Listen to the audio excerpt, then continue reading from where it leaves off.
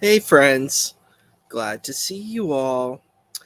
We're going to go into another adventure. We're doing another stream today, but we're going to do this another. We're trying to be consistent and do a weekly reading of the text. Oh boy, it's tough.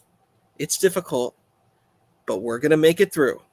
So, um, good evening, good afternoon, good morning, wherever you're at. And just always happy to be with the good friends and community.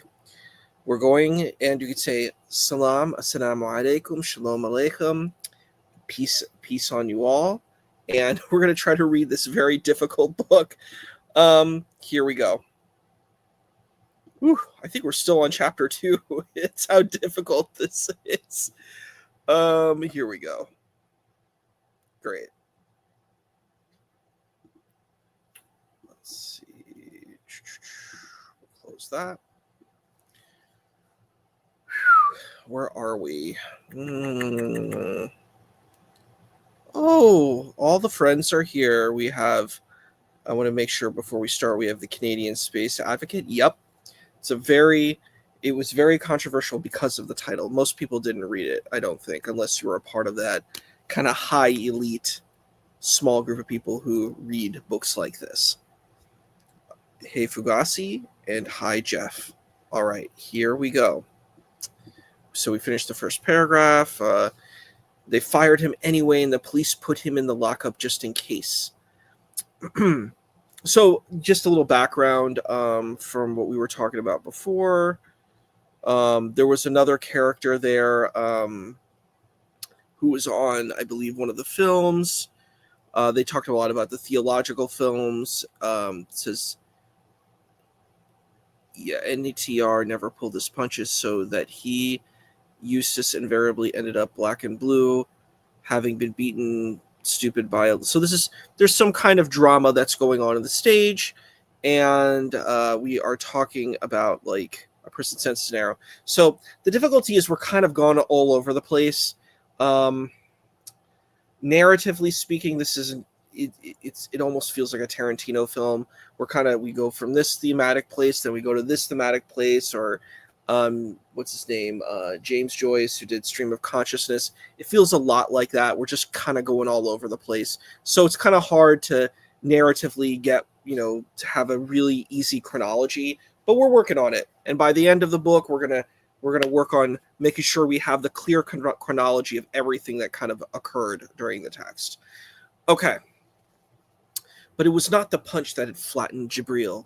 After the star had been flown into Bombay's Breach Candy Hospital in the Air Force jet made available for the purpose after exhaustive tests had come up with almost nothing, and while he lay unconscious, dying with a blood count that had fallen from his normal 15 to a murderous 4.2, a hospital spokesman faced the national press on Breach Candy's wide white steps. It was a freak mystery, he gave out. Call it, if you so please, an act of God. I want to actually add something. So you coming to these types of coming to these types of lives. One cool thing is I'm going to share something about me. So I donate blood a lot, particularly platelets. I donate around 18 to 20 times a year. That's a huge amount. And I do the platelet procedures around like 3 hours. Oh, the man, the legend is here. My wonderful hermano, Mr. Max. It's always a pleasure. We're going to try to finish chapter 2 today. Hopefully that's our goal. And then we can have a nice stop in getting to chapter 3. Jibril Farishta had begun to hemorrhage all over his insides for no apparent reason, and was quite simply bleeding to death inside his skin. At the worst moment, the blood began to seep out through his rectum and his penis, and it seemed that at any moment it might burst torrentially through his nose and ears and out of the corners of his eyes. For 7 days he bled and received transfusions and every clotting agent, like platelets, known to medical science, including a concentrated form of rat poison. And although the treatment resulted in marginal improvement, the The doctors gave him up for lost. The whole of India was at Jibril's bedside. His condition was the lead item on every radio bulletin. It was the subject of hourly news flashes on the national television network, and the crowd that gathered in Warden Road was so large that the police had to disperse it with lathi charges and tear gas, which they used even though every one of the 500,000 mourners was already tearful and wailing. The Prime Minister canceled her appointments and flew to visit him. Her son, the airline pilot, sat in Farisha's bedroom, holding the actor's hand. A mood of apprehension settled over the nation, because if God had unleashed such a retribution, his most celebrated incarnation, what did he have in store for the rest of the country? If Jibril died, could India be far behind? In the mosques and the temples of the nation, packed congregations prayed, not only for the life of the dying actor, but for the future for themselves. Who did not visit Jibril in the hospital? Who never wrote, made no telephone call, dispatched no flowers, sent in no tiffins of delicious home cooking, while many lovers shamelessly sent him get-well cards and lamb pasandas? Who, loving him most of all, kept herself to herself, unsuspected by her ball-bearing of a husband? Reka merchant placed iron around her heart and went through the motions of her daily life, playing with her children, chit-chatting with her husband, acting as his hostess when required, and never, not once, revealed the bleak devastation of her soul. He recovered. The recovery was as mysterious as the illness, and as rapid.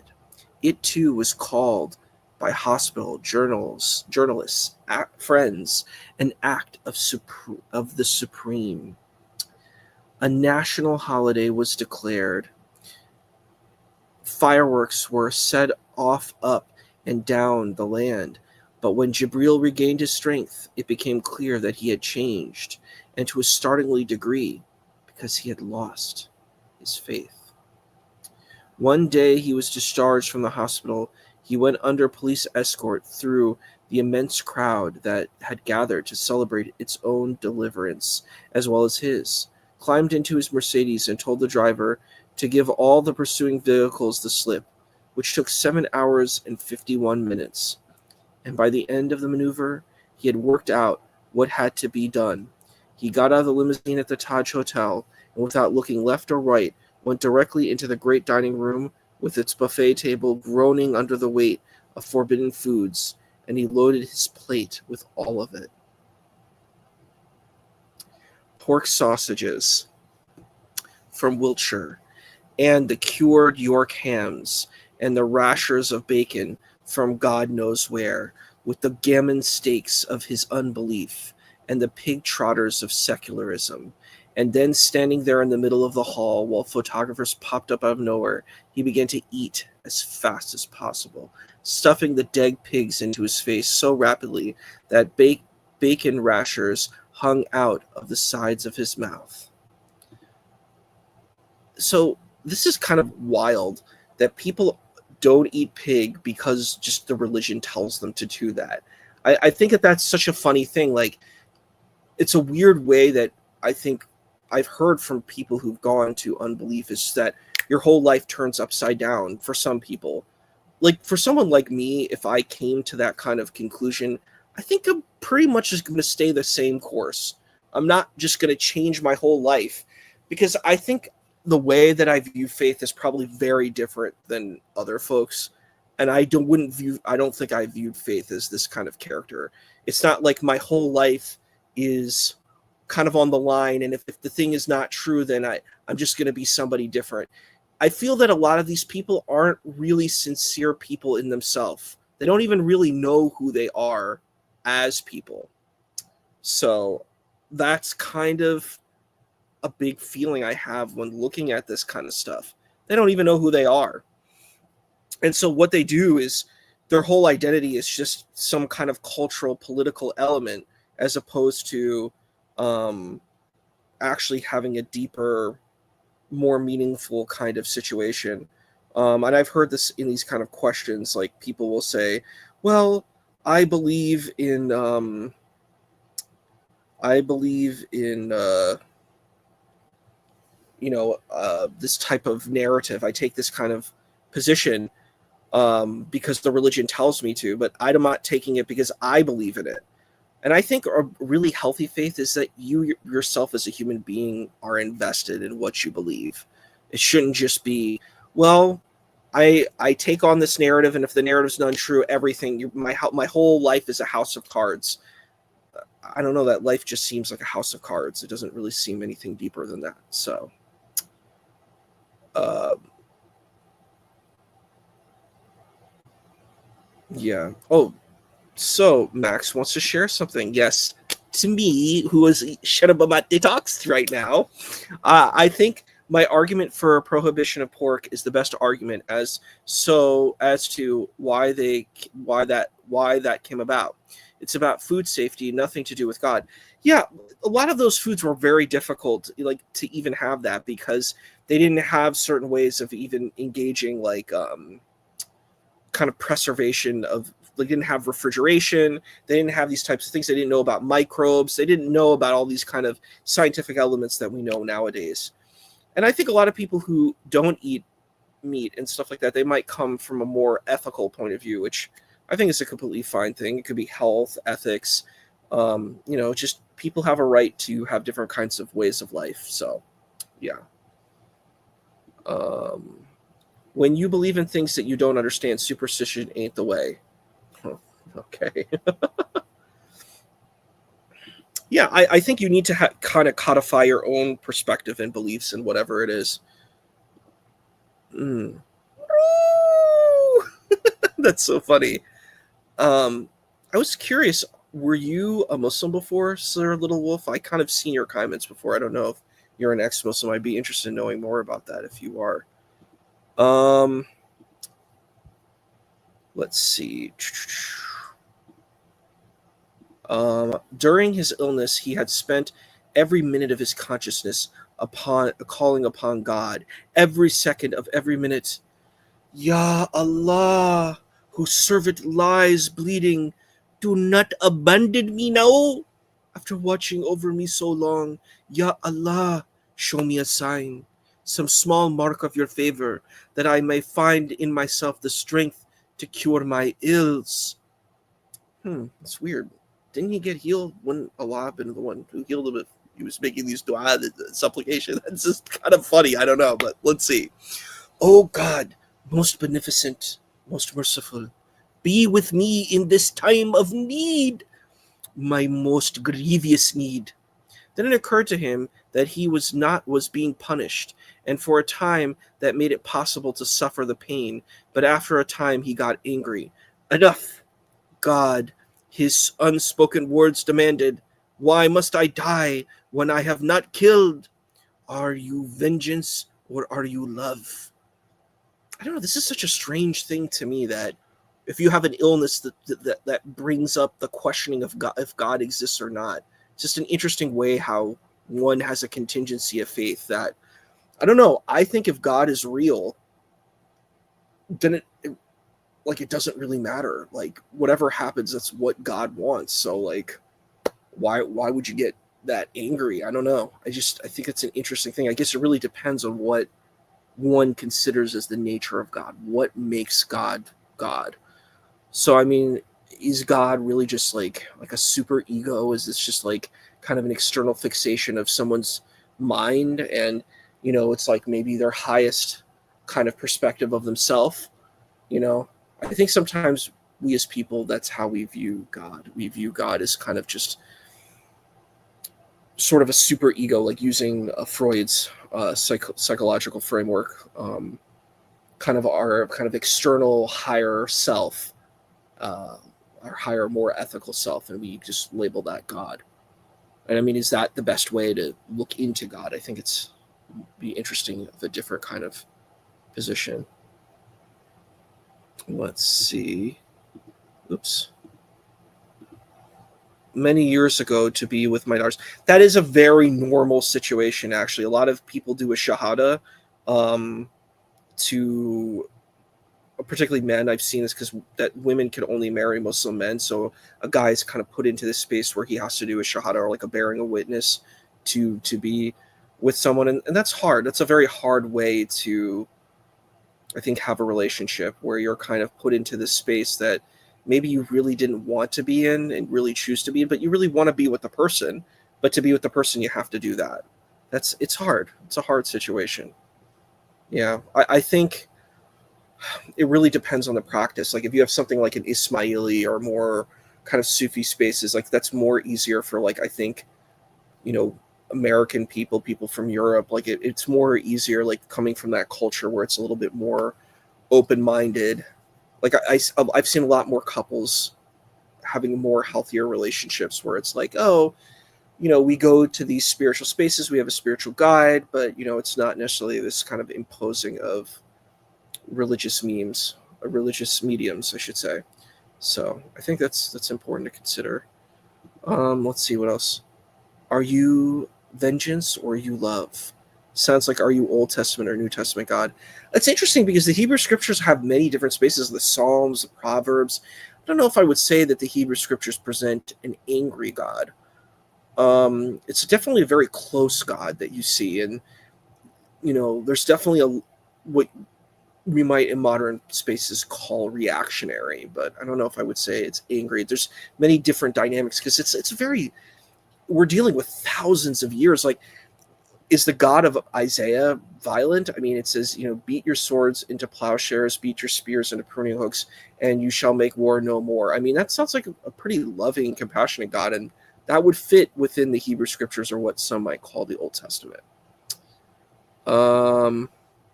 I think the Quran is the Bible. Is the Bible Cliff Notes? It's an interesting experience. I did a split comparison to the prophet Joseph in the portion of Bereshit or Genesis, and you compare the two, and that's the most in common. But the Surah Yusuf or Prophet Joseph is very it's very like spiritual. It doesn't really deal with the kind of material. And when you read the account in Genesis, it's very much like, okay, here's the tribe. Here, it's a very kind of chronological kind of point A, point B, point C. It's a very kind of narrative based story. And the other one's a lot more like spiritually based. You don't really know about the brothers. The brothers' names aren't listed, you know. It's really just about kind of Joseph and kind of that spiritual exploration that he goes on.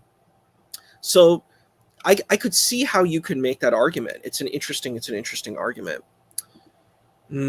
Yeah, I hear you. It's difficult. It's a very difficult. Like, I'm not sure what ethnic cultural background you come from, Sir Little Wolf, but it makes a difference. Like if you're coming from, let's say, like of European ancestry, Irish, French, English, German, it can be very hard where you're going into Islamic culture, which can be, you know, you have very distinct different spaces. I don't know what your wife's ethnic background, if she was Arab or South Asian.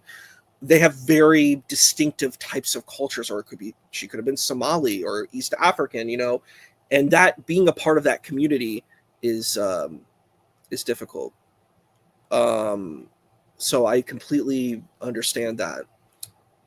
My dear friend, Dr. J, I always, you know, Mom was actually listening to, we were in the car. That's why I was a little distracted. I'm doing errands with her because it's kind of hard. You know, I have to help drive her around and do stuff, but it was really great having our like talk and our conversation. I want to go deeper into that because I think we have a really deep conversation there. And I really heard your points. I think you made some really strong, valid points. I just think that there's a lot of complexity and nuance, and I'm a person who is always support. I'm the kind of the idealist that always supports kind of life and making sure that we are caring and compassionate and empathetic. But I also understand realistic, real world elements and having to deal with that kind of stuff and dealing with war, which I don't agree with, but understand that it exists and we have to live through it. So, are you half Alaskan, indigenous, and of European ancestry? Yes, I usually do have a break between my classes because I have my my intro to epidemiology class, and then I have this break to my environmental law class. So usually I have like a little bit of time in between. So I'm really interested because I think I really like your show, and I think there's a lot going on there. I think it's really cool. So we're gonna try to finish this chapter. I know we have another streaming to do, and then we could take a break because this is exhausting. um, but it is interesting because I always think about Rabbi Kirshner's book, When Bad Things Happen to Good People. And I love Dijkstra's pastoral images. Like I like these kinds of theological books. There's a thing called the theodicy. It's like a theological concept, and it's like dealing with the problem of good and evil, how religious people deal with it. It's hard. It is hard because it's like we as humans, we want the world to revolve around us. We just want it's all about us, and we don't necessarily see the bigger picture at times, and that can be hard. It can be a hard situation from a theological point of view. So just trying to have empathy and compassion for this poor gentleman here.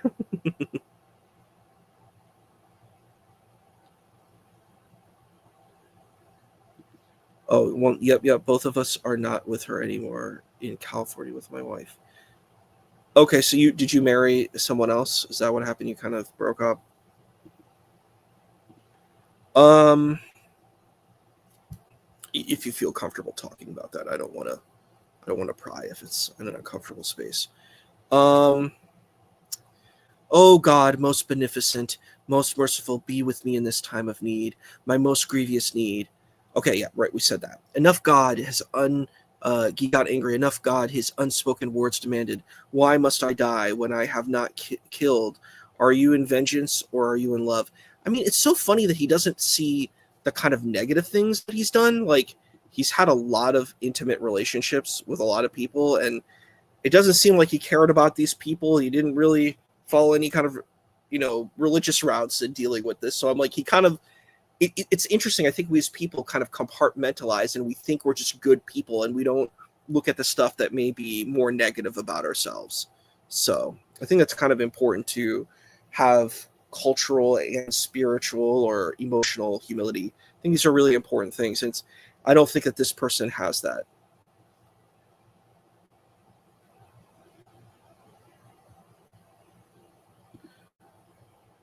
Okay, that's cool. I mean, that's usually how people meet nowadays is online. Um, okay. The anger with God carried him through another day, but then it faded, and in its place came terrible emptiness and isolation as he realized he was talking to thin air, that there was nobody there at all.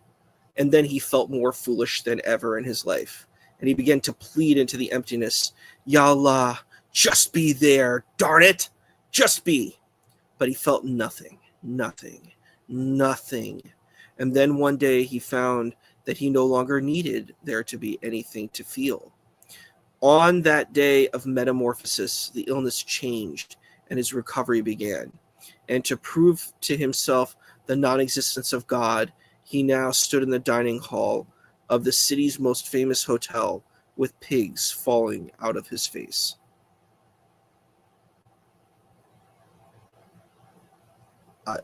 Wow. I don't know how that proves that God exists or doesn't exist, but okay. All right.